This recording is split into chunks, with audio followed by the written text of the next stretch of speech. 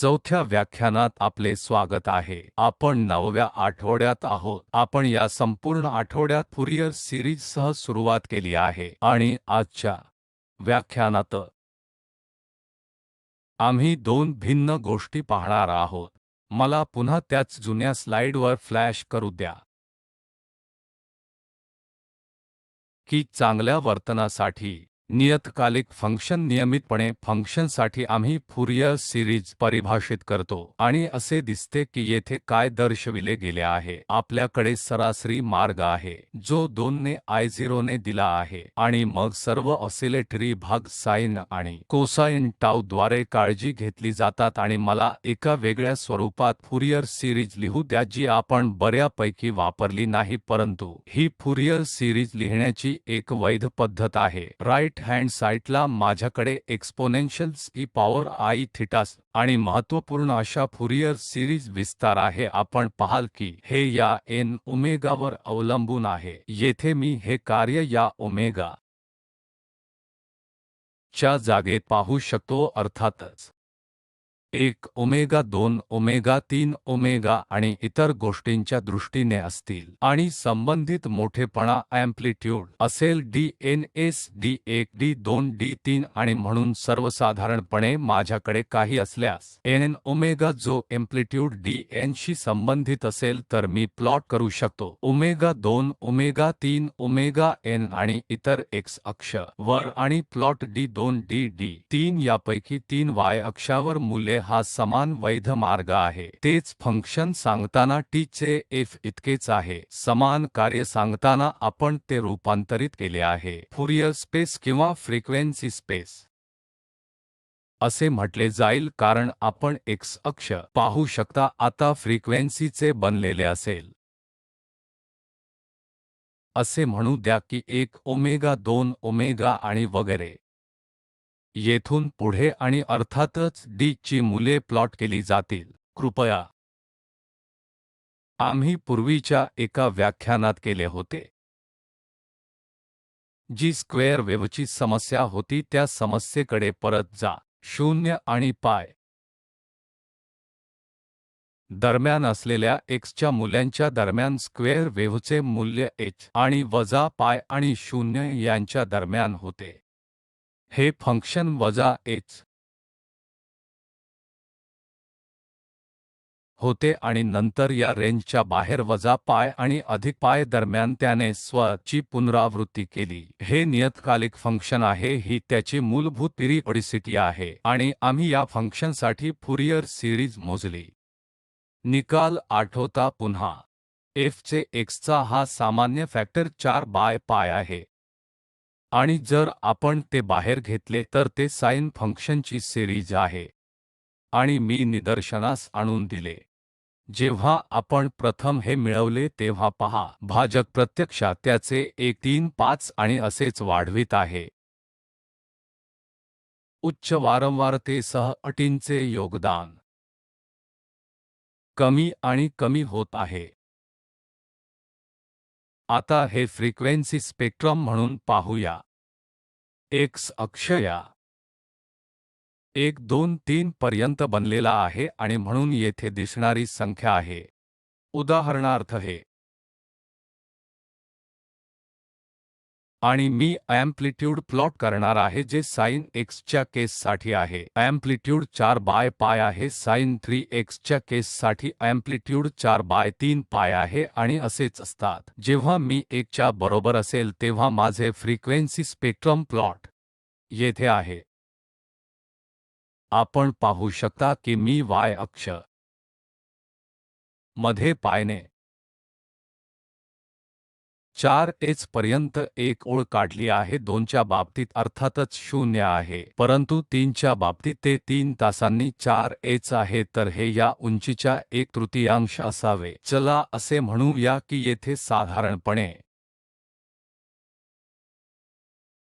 आणि पुन्हा m बरोबर 4 हे 0 आहे आणि 5 च्या बरोबर मी 1 मीटर म्हणजेच उंचीचा 5वा भाग असेल. 21 अगदी लहान आणि असेच आणि अर्थातच 6 पुन्हा 0 होणार आहे आपण प्लॉट केलेला आहे तो एक फ्रिक्वेन्सी स्पेक्ट्रम आहे. येथे दिलेल्या माहितीसह आपण पुन्हा x च्या f ची पुनर्रचना करू शकतो. नक्कीच आपल्याला त्याबद्दल माहिती हवी आहे.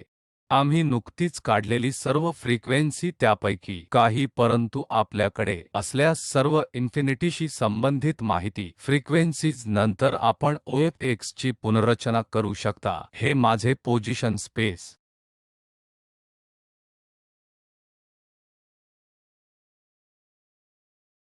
आणि येथे समान कार्य आहे. फ्रिक्वेन्सी स्पेस आपण चे आणखी एक उदाहरण पाहू या जे आपण आधी स्ट्रिंगच्या बाबतीत केले होते जे दोन टोकांच्या दरम्यान आहे. दोन टोके 0 आणि L दरम्यान आहेत आणि आम्ही म्हणालो की आम्ही स्ट्रिंग च्या मध्यभागी उपटून टाकू आणि ते स्थायी लहरी विस्थापित करणार आहे तर आम्ही ऑसिलेटरी सिस्टीमची ऊर्जा मिळवा. हे आपण पोझिशन स्पेसमध्ये आपले फंक्शन म्हणून विचार करू शकता. आता मी हे फ्रिक्वेन्सी स्पेस प्लॉट करतो. मी हे लेबल करणार आहे ओमेगा 1 आहे का मग 2 ओमेगा 1 3 ओमेगा असेल 1 4 टाइम ओमेगा 1 आणि असेच आणि असे म्हणूया की फ्रिक्वेन्सी ओमेगाशी संबंधित मोडमधील ऊर्जा 1 देखील आहे ज्यात मी असे म्हणतो की ते येथे काही बिंदूशी संबंधित असेल आणि ते दिले आहे. आपण पाहू शकता की बहुतेक ऊर्जा मूलभूत मोडमध्ये केंद्रित आहे. आणि हे पिक्टोरियली देखील छान सांगते की सर्व फ्रिक्वेन्सी कोणत्याही ऊर्जेला हातभार लावत नाहीत आणि उच्च हार्मोनिक्स उच्च विषम हार्मोनिक्सचे योगदान खरोखर खूप लहानसे लवकर येते. मला असे म्हणू द्या की त्याचा एक मार्ग हे फंक्शन फुरियर स्पेसमध्ये पाहत आहे. जर t चा f या सारख्या फुरियर सिरीजच्या रूपात लिहिला गेला असेल तर फक्त e पॉवर वजाद्वारे dnb काय गुणाकार करेल. मी ओमेगा टी दोन्ही बाजूंनी आणि कालांतराने समाकलित होणार आहे. आपण पाहाल की एका बाजूला फक्त 1 मीटर आणि n समान आहेत त्यामध्ये 0 योगदान नसलेले असेल आणि म्हणून ते मिळेल याचा परिणाम. मी थोडासा वेगळा व्हेरिएबल सादर करणार आहे. मला ओमेगा 2 पाय न्यू म्हणू दे. न्यूच्या ऐवजी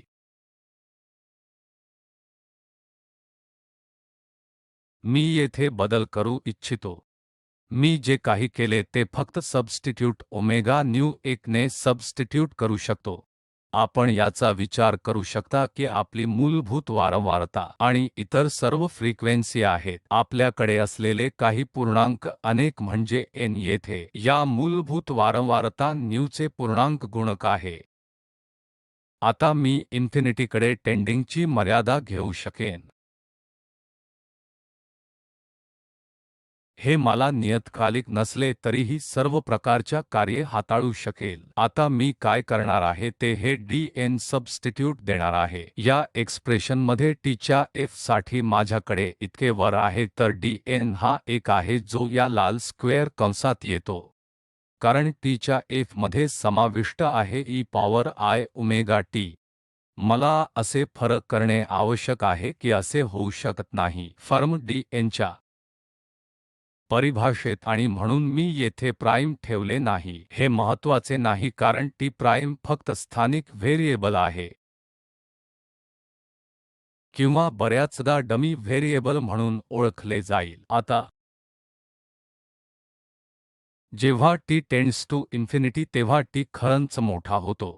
एकाने टी लहान होते.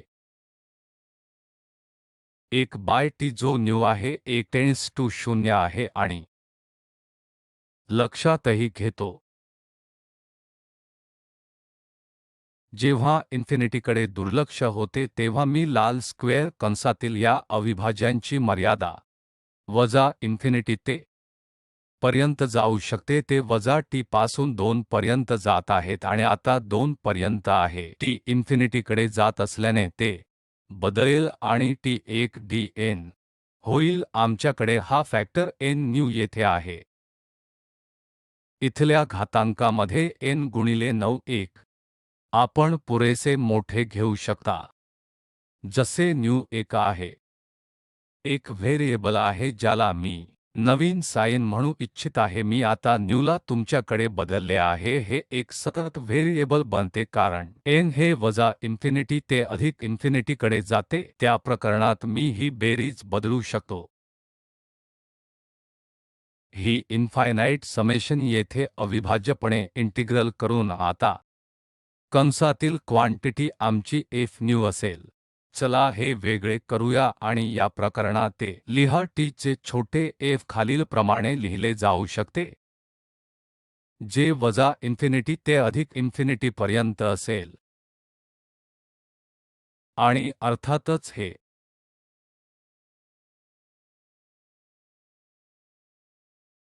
एक्सपोनेन्शियलच्या न्यू पट आहे. आपल्याकडे डाव्या बाजूला असलेले संबंध आपल्याला सांगते की जर आपण t च्या e पॉवर वजा I च्या वर समाकलित केले तर 2 पाय न्यू कालांतराने समाकलित होत नाही, ज्यामुळे तुम्हाला f new capital F new मिळते जे t च्या f चे फुरियर अधिक ट्रान्सफॉर्म आहे. संपूर्ण एक्सरसाइज रेस्टेटेड खालीलप्रमाणे असू शकते की याचा आपण असा विचार करू शकता. सतत व्हेरिएबल्स आणि एक छान वैशिष्ट्यासाठी एक फुरियर सिरीज वैध आहे ती म्हणजे आता आपल्याला आपल्या फंक्शनची आवश्यकता देखील नाही. असे समजू की t चे f नियतकालिक फंक्शन होण्यासाठी आपण हे काम पूर्ण केले आहे की या फंक्शनमध्ये असीम पिरिओडिसिटी आहे. फुरियर ट्रान्सफॉर्मेशन ची ही सामान्य व्याख्या असेल आणि साहित्यात आपल्याला फुरियर ट्रान्सफॉर्म लिहिण्याचे वेगळे मार्ग सापडतील. जर आपल्याला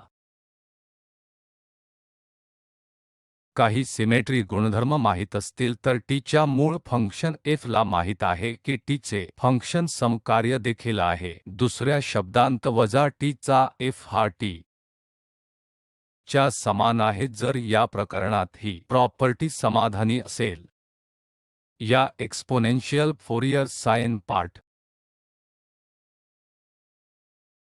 काढून टाकला जाईल म्हणून याला 4 अधिक साइन ट्रान्सफॉर्म म्हणतात जसे की t चे f ऑड फंक्शन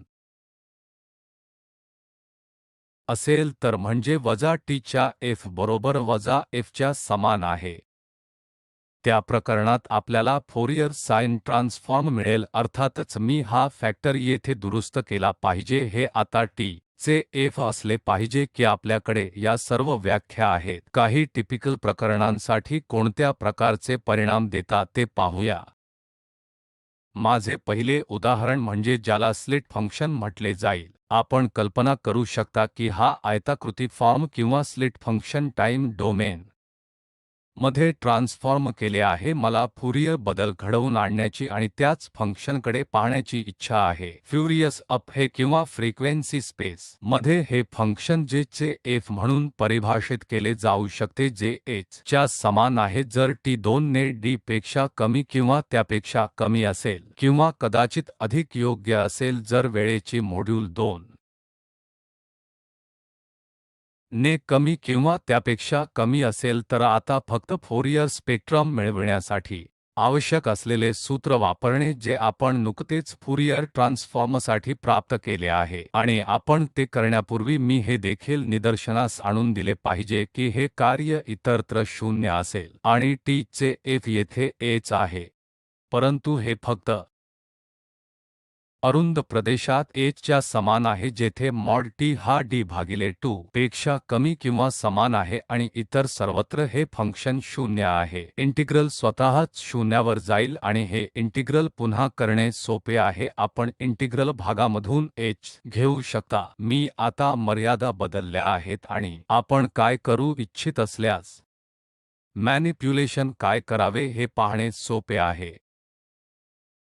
फक्त संकेत बदला आणि याला पाय न्यू डी अल्फा असल्याचे म्हणा. f new h d sine alpha द्वारे होईल. अल्फा आता आपण फोरियर स्पेक्ट्रम प्लॉट करू शकतो। x अक्ष 9 आणि y अक्ष आहे अर्थात भांडवल आहे f चे f नवीन आणि न्यू शून्यावर जाते।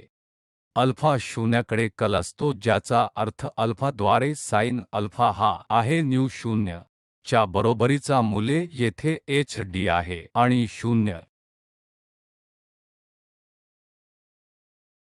च्या दोन्ही बाजूस कमी होणार आहे आणि आम्ही या प्रकारचा संबंध आधीच पाहिला असल्याने मी थेट हे फंक्शन प्लॉट करतो। जर आपण या मुद्द्यावर लक्ष केंद्रित केले तर हा बिंदू न्यू शून्याच्या समान आहे। आम्ही प्रश्न विचारू शकतो न्यू f शून्य कसा होईल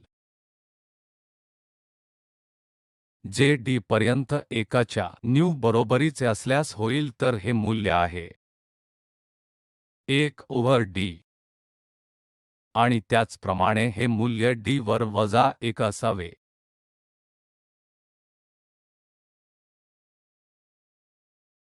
आपण एक उपाय म्हणून घेऊ शकता फुरियर ट्रान्सफॉर्म फंक्शनची रुंदी असू शकते ते एकाने दोनदा आहे d किंवा 2 वेळा एकाने d च्या तुलनेत मी t चे मूळ फंक्शन दर्शविले आहे जे वेळचे फंक्शन आहे। आयताकृती स्लिट फंक्शनची ही रुंदी लक्षात येईल।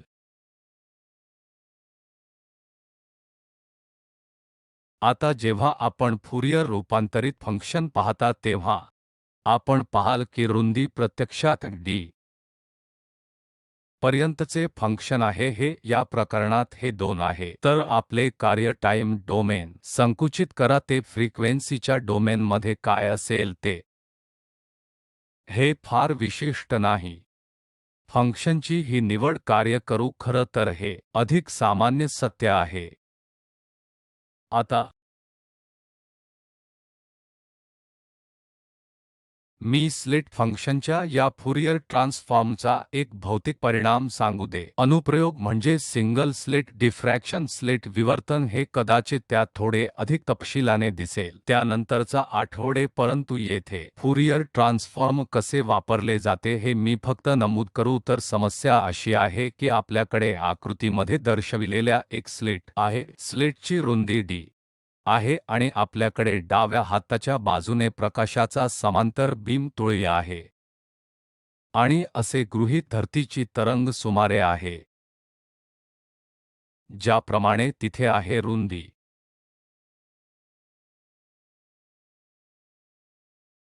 आता या प्रकाशाचे अँप्लिट्यूड जसे ते जाते हे स्लिट t च्या या f सारखे असेल जे येथे दर्शविले गेले आहे। म्हणूनच त्याला स्लिट फंक्शन म्हटले जाते त्याला स्लिट विवर्तनवर बदलते। मला काय जाणून घ्यायचे आहे जे पुढे नमूद केले आहे काही बिंदू p वर इंटेन्सिटी काय आहे जे काही अंतरावर आहे या स्क्रीनमधून ज्याची छेद d आहे। जर मी x ची निवड केली तर मध्यबिंदूपासून काही अंतरावर फेज फरक हा या 2 पाय लांबीच्या x द्वारे साइन थीटा ने प्रति बिंदू सारखीच एक सूत्र असेल जसे की सारख्या विशिष्ट बिंदूच्या p ची इंटेन्सिटी शोधण्यासाठी मला फक्त योगदान जोडणे आवश्यक आहे। या स्लिट च्या बाजूने प्रत्येक बिंदूतून येणारा प्रकाश आणि प्रत्येक बिंदू मागील बिंदूपासून थोडा वेगळा टप्पा प्राप्त करतो। जर आपण मध्यबिंदूपासून मध्यबिंदूच्या नंतर x ला मध्यबिंदू म्हणून मोजत असाल तो टप्पा काय आहे हे सांगते तर फेज x सह रेखीयपणे बदलतो या सूत्राने हेच व्यक्त केले आहे। अर्थात थीटा हा डिफ्रॅक्शनचा कोन आहे। समजा मध्यभागी माझे फंक्शन x आहे एक फंक्शन मध्यबिंदूपासून थोडेसे दूर आहे माझे फंक्शन x चे f गुणिले 2 e पॉवर i 5 असेल। मला पेक्षा जास्त या टप्प्यातील फरक समाकलित करणे आवश्यक आहे ज्याचा अर्थ असा आहे की मला स्वतःला x वर समाकलित करणे आवश्यक आहे। मी फोरियर स्पेसमध्ये इंटेन्सिटी लिहू शकतो। आपणास हे लक्षात येईल की या संपूर्ण प्रक्रियेचा परिणाम म्हणजे शेवटी ते आपल्याला देते न्यूचे एक फंक्शन देते जे आपण स्लिट फंक्शनसाठी मोजलेले आहे असे दिसते। दुसऱ्या शब्दांत मध्यवर्ती बिंदूची इंटेन्सिटी जास्तीत जास्त असेल आणि ती दोन्ही बाजूंनी कमी होईल तर तिथे अंधार आणि चमकदार बल्बचा हा वारसा असणार आहे. मी तुम्हाला देणार असलेले आणखी एक उदाहरण म्हणजे गौसी फंक्शन ने येथे गॉसियन फंक्शन लिहिले आहे. मी फक्त आपल्यासाठी हे प्लॉट करू यासारखे काहीतरी फंक्शन म्हणून t च्या f साठी आहे आणि हे 0 च्या बरोबरीचे नाही. हे मूल्य h आहे आणि अर्ध्या किमतीवर या रुंदीला मूल्य आहे सिग्मा असेल असे t चे फंक्शन आहे की एक पॅरामीटर आहे जो रुंदी निर्दिष्ट करतो आणि दुसरा निर्दिष्ट करतो जो उंची h सिग्माद्वारे दिली जाते. ही रुंदी आहे. मला हे फंक्शनचे फुरियर ट्रान्सफॉर्म आवश्यक आहे. नेहमीप्रमाणे आमचे फंक्शन डोमेनमध्ये परिभाषित केले आहे वजा इन्फिनिटी आणि अधिक इन्फिनिटी यांच्यातील म्हणजे वजा इन्फिनिटी ते अधिक इन्फिनिटी पर्यंत जाऊ शकते. f चे न्यू फुरियर ट्रान्सफॉर्म च्या मार्गाने असेल ज्या प्रकारे एक हँडल हाताळतो. या प्रकारचे इंटिग्रल प्रक्रियेस मी काय केले आहे ते पूर्ण करून गुणाकार करणे आवश्यक आहे आणि e power pi square new square sigma square या संज्ञेद्वारे विभाजित करा. घातांकातील 3 अटी या क्वांटिटीमध्ये होतात. आता आपण मानक परिणाम वापरू शकतो की e पॉवर वजा अल्फा x स्क्वेअर dx असेल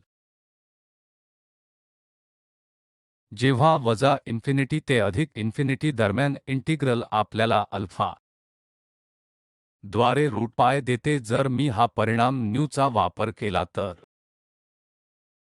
म्हणून लिहिले जाऊ शकतो. हे गॉसियन फंक्शनच्या फुरियर ट्रान्सफॉर्मचे अंतिम एक्सप्रेशन आहे. न्यू चे f जे फ्रिक्वेन्सीचे कार्य आहे ते आणखी एक गॉसियन फंक्शन आहे. म्हणून मूळ कार्याची रुंदी मोठी असल्यास फरक काय आहे? फुरियर ट्रान्सफॉर्म फंक्शनची रुंदी जरी ते अद्याप गॉसियनचे असले तरी खूपच लहान असतील तर ते प्लॉट करून दृष्टीने पाहूया. येथे मी दोन्ही फंक्शन्स प्लॉट केली आहेत. तिचे मूळ फंक्शन राईट हँड साइड आहे. तुम्हाला लक्षात आले आहे की फंक्शनची उंची h आहे आणि फंक्शनची रुंदी सिग्मा द्वारे दिली आहे. डाव्या बाजूला मी फुरियर ट्रान्सफॉर्म फंक्शन प्लॉट केले आहे. आम्ही फक्त हे निकाल गॉसियन फंक्शनच्या फुरियर ट्रान्सफॉर्मसाठी घेतो आणि असे दिसून आले की गॉसियनचे फोरियर ट्रान्सफॉर्म त्यांच्या आकारांच्या बाबतीत आणखी एक गॉसियन आहे. ते जवळजवळ सारखेच असतात. ते एकसारखे दिसतात. ते गुणात्मकदृष्ट्या t ची रुंदी f च्या सिग्मा आहे. फुरियर ट्रान्सफॉर्म फंक्शनसाठी रुंदी 1/8 आहे. सिग्मा कधीकधी काही स्थिर असतो जर मूळ उंची h असेल आणि आपण असे मानले की सिग्मा एकापेक्षा खूपच मोठा असेल तर h पट सिग्मा जे तुम्हाला खरोखर मिळणार आहे ते एक कार्य आहे जे आपल्याला थोडक्यात रुंद आहे परंतु अगदी स्पष्टपणे पीक मिळाली आहे. मी शेवटच्या उदाहरणासह हा सेक्शन समाप्त करतो. डायरेक्ट डेल्टा फंक्शन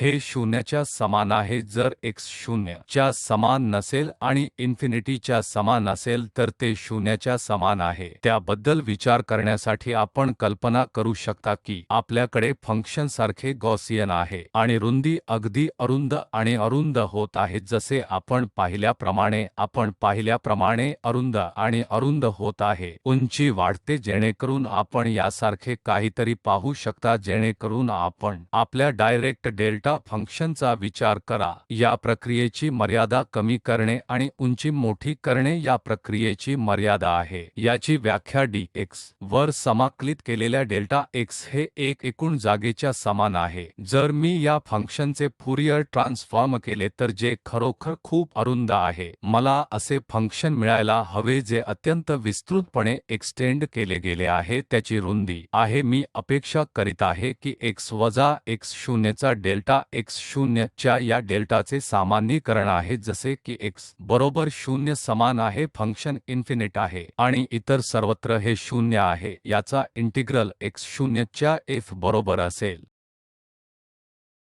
पूर्वी आम्ही टाइम डोमेन फंक्शनसह काम करत होतो तर त्याला अर्थ प्राप्त झाला. ई पॉवर आय 2 पाय न्यू टी सह काम करा. परंतु येथे आमचे कार्य काही अर्थाने परिभाषित केले आहे पोझिशन स्पेस म्हणून मी ई पॉवरसह काम करणार आहे. मी के एक्स म्हणून तिथे आहे, येथे नवीन नाही, परंतु तरीही हे अजूनही फुरियर ट्रान्सफॉर्म आहे.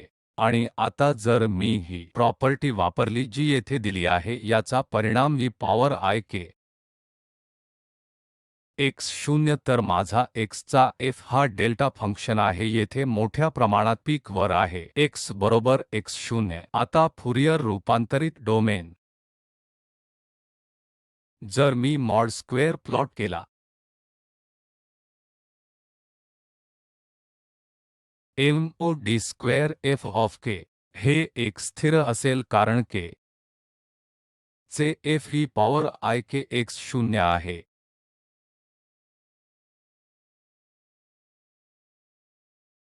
f of k mod square हे f star of k into f of k असेल आणि ते k जी पॉवरचा स्टार असणार आहे वजा I k x 0 मध्ये जी पॉवर I k x 0 ते रद्द होईल आणि तुम्हाला 1 देईल. आता आपण पोझिशन स्पेस मध्ये आपल्याला जे मिळाले ते पाहता ते एक अतिशय पीक फंक्शन होते आणि आम्ही फुरियर फॉर्म घेतला के स्पेसमधील समान फंक्शन पहा. हे वजा इन्फिनिटीपासून ते अधिक इन्फिनिटीपर्यंत सर्व मार्गपर्यंत विस्तारते. आपण जे पाहत आहोत त्याचे हे एक एक्स्ट्रीम उदाहरण आहे. एका जागेत मोठ्या प्रमाणात पीक असलेली काहीतरी. हे फुरियर डोमेन संपूर्ण जागेवर विस्तारित होते.